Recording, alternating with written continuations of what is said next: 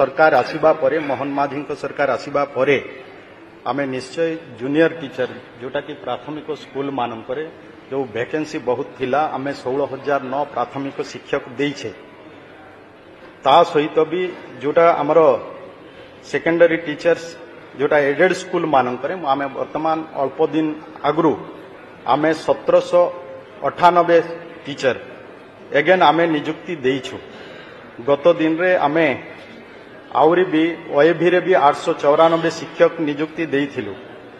आउ वर्तमान भी आमर प्रोसेस रे अछि गवर्नमेंट हाई स्कूल मानकरे आमे 1375 शिक्षक सेटा अंडर प्रोसेस रे अछि। पुनर्बार आमे अंडर प्रोसेस रे 1061 teacher PGT teacher aided school रे देवार भी अछि। एमती अनेक आमे आगामी दिन रे भी शिक्षक नियुक्ति दबु पर्यायक्रमे धीरे धीरे जमती कि वर्तमान आमे शिक्षक जहाँ 18,701 देला परे जेतकी वैकेंसी थिला किछि मात्रा वर्तमान फिलअप हेछि आगामी दिन रे भी देबा पई भी आमे योजना करूछु। आ मान्यवर विधायक आउ भी कथा कहूथिले कि स्कूल गुड़ाकर प्राथमिक स्कूल गुड़ाकर आपण जानिछंती प्राथमिक स्कूल मानकर भी आमे जोठी हॉस्टेल भी पीएसएच थिला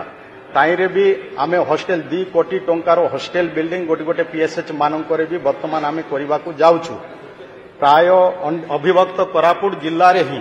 301 पीएसएच हॉस्टेल होउछि ता पाई भी चिंता करा हिछि। वर्तमान आमर प्रिय मुख्यमंत्री मोहन चरण माझी तांकर परिकल्पना जे प्राथमिक स्तर रे वर्तमान जो शहरी शिक्षा एवं ग्रामांचल शिक्षा भितरे जो व्यवधान रही से व्यवधान को दूर करने वर्तमान प्रति पंचायत रे गोदावरी आदर्श प्राथमिक विद्यालय करने भी आम सरकार निष्पत्ति नहीं सेटा पर्यायक्रमे 5 वर्ष भितरे हब सेटा 6,794 पंचायत रे हब। वर्तमान को प्रथम पर्याय रे आमे 114 स्कूल को गोदावरी आदर्श प्राथमिक विद्यालय रे आमे करबा पई जाइछु ता पई भी व्यवहार भी व्यवस्था हेछि। तेणु आम सरकार प्राथमिक विद्यालय कथा कहंतु गोटे गोटे विद्यालय पई जोटी 100 थिबे आमर से व्यवस्था होची जोटी 100 पिला थिबे तो से 100 पिला थिबा जगह रे कोटिए टंका देवार व्यवस्था 3 तापरे 2 कोटी 3 कोटी 4 कोटी पर्यंत भी आमे ये सब देवा व्यवस्था अछि। जोटा गोदावरी आदर्श प्राथमिक विद्यालय भित्तिभूमि टू आरंभ करी सेठी शैक्षिक वातावरण केमती तैयारी हबो ता पई आम विभाग चिंता करूछंती। तेणु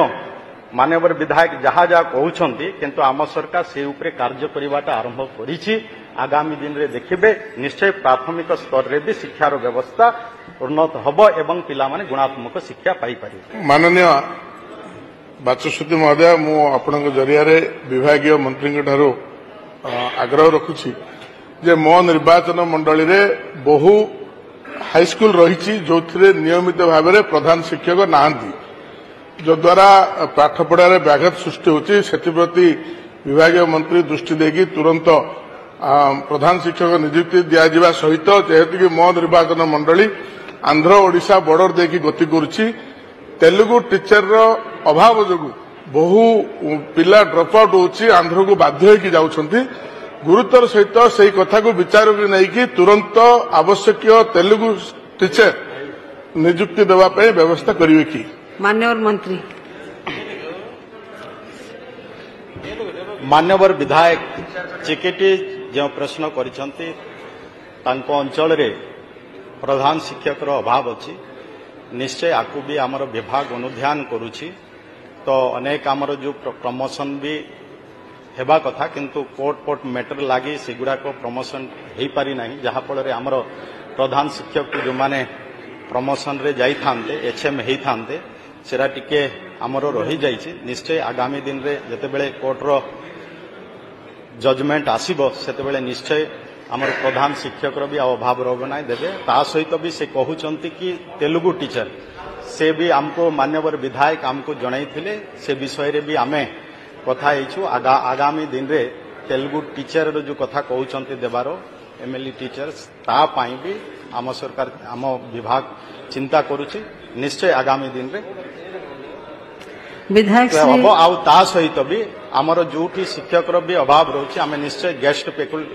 गेस्ट टीचर गेस्ट फैकल्टी माध्यम भी शिक्षक अभाव को दूर कर जो स्कूल कोइलामाल स्कूल कथा जो कहले से स्कूलटा सरकारी हो पारि नाही एमती अनेक स्कूल अच्छी वर्तमान भी सेगुड़ाक नॉन एडेड स्कूल गुड़ाक रही आम वर्तमान भी से उपरे कौन प्रकार निष्पत्ति नहींनु देखा से कौन अच्छी विभाग तरफ कौन आम करिपरिबा आम चिंता करवा से भितर किंतु वर्तमान सुधा कौन स्कूल को जोटा कि सरकारी ही नहीं से गुड़ाक सरकारी करबा पई योजना है। जदि आपंक आम भिडी भल लगा तेब आम चैनल को लाइक शेयर और सब्सक्राइब करने को जमा भी भूलु नहीं।